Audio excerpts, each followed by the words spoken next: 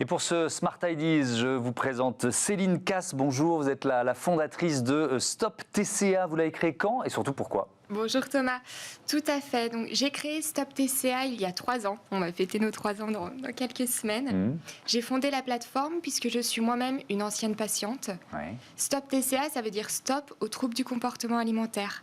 Donc, j'ai souffert de troubles du comportement alimentaire pendant plus de 15 ans. C'est une des raisons pour laquelle j'ai en partie fondé cette plateforme. Parce que vous ne trouviez pas finalement autour de vous les réponses aux questions que vous posiez ou les aides tout simplement médicales que vous cherchiez ? Oui, effectivement, je ne trouvais pas les aides qui correspondaient à mes attentes pour pouvoir m'en sortir en fonction des moments et des périodes dans ma maladie. Et c'est vrai qu'en France, il y a un accompagnement, mais les professionnels qui travaillent en libéral ne font pas de pont entre eux. Donc c'est aux patients d'aller voir le psychologue, le psychiatre, le diététicien, et ensuite de dire « D'accord, alors si j'ai bien interprété ces propos, je pense qu'elle a dit ça. » Ok, il faut presque croiser les conseils et les infos. Quand on parle de troubles du comportement alimentaire, double question, c'est quoi ? Et puis combien de Français en souffrent ? Les troubles du comportement alimentaire, ça désigne des perturbations du comportement alimentaire qui sont plus ou moins importantes.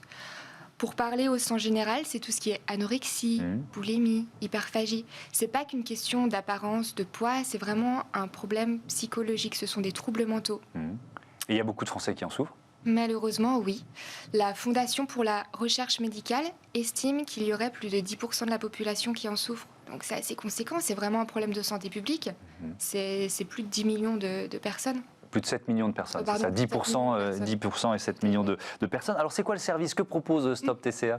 Donc Stop TCA, c'est la première et la seule plateforme de téléconsultation qui est spécialisée dans les troubles du comportement alimentaire.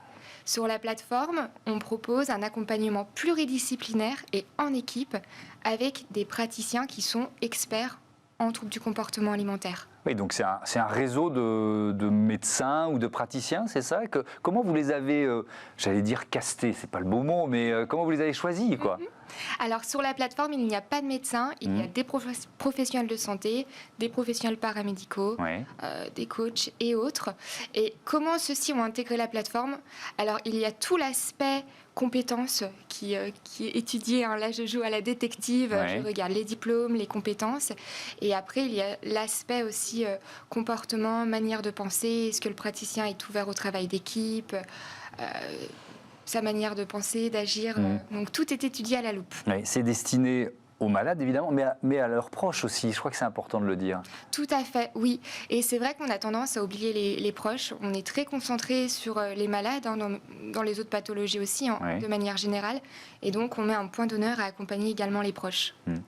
Donc, c'est de la téléconsultation, on est bien d'accord. On parle beaucoup de déserts médicaux en France. Les solutions sont vraiment pas simples à trouver, à mettre en œuvre. C'est aussi une façon de lutter contre ça, contre l'isolement de certains malades ? Tout à fait. Le but, c'est vraiment de combler les déserts médicaux. Vous le voyez, vous, pardon de vous interrompre, ça veut dire qu'il y a vraiment des régions dans lesquelles Stop TCA est beaucoup plus utilisé que d'autres ? Oui, tout à fait. Et les patients, les personnes, quand elles me contactent, elles me disent « Céline, merci beaucoup, parce qu'autour de moi, je n'ai rien. J'ai mon médecin généraliste, et encore, j'arrive pas à le voir. » Et donc, il y a un réel manque d'accompagnement dans certaines parties en France. Est-ce qu'on se sent, je vais parler des malades, ce sont souvent des jeunes, alors ça rejoint l'isolement d'ailleurs, qui n'osent pas en parler. Enfin, il y a aussi les tabous liés aux troubles du comportement alimentaire. Donc, est-ce que c'est plus facile quand on est en visio ? Vous voyez ce que je veux dire ? Pour certaines personnes, oui. Après, le présentiel, c'est le net plus ultra, bien entendu. Bien sûr. On n'est pas là pour remplacer le présentiel. S'il y a des professionnels compétents et qualifiés à côté et disponibles, il faut foncer. Mais effectivement, il y a des personnes qui nous disent que c'est plus facile d'aborder le sujet puisqu'elles sentent qu'elles sont protégées, elles sont chez elles, à l'aise. C'est beaucoup plus pratique et facile pour elles. Ouais. Merci beaucoup, merci Céline Casse, bon vent à Stop TCA et à bientôt sur Bismart. Voilà, c'est la fin de ce numéro de Smart Impact. Je voudrais remercier Louise Perrin à la production et à la programmation, assistée de Lily Zalkin, Raphaël Morel à la réalisation, Héloïse Merlin au son. Salut à toutes et à tous et à très vite sur Bismart.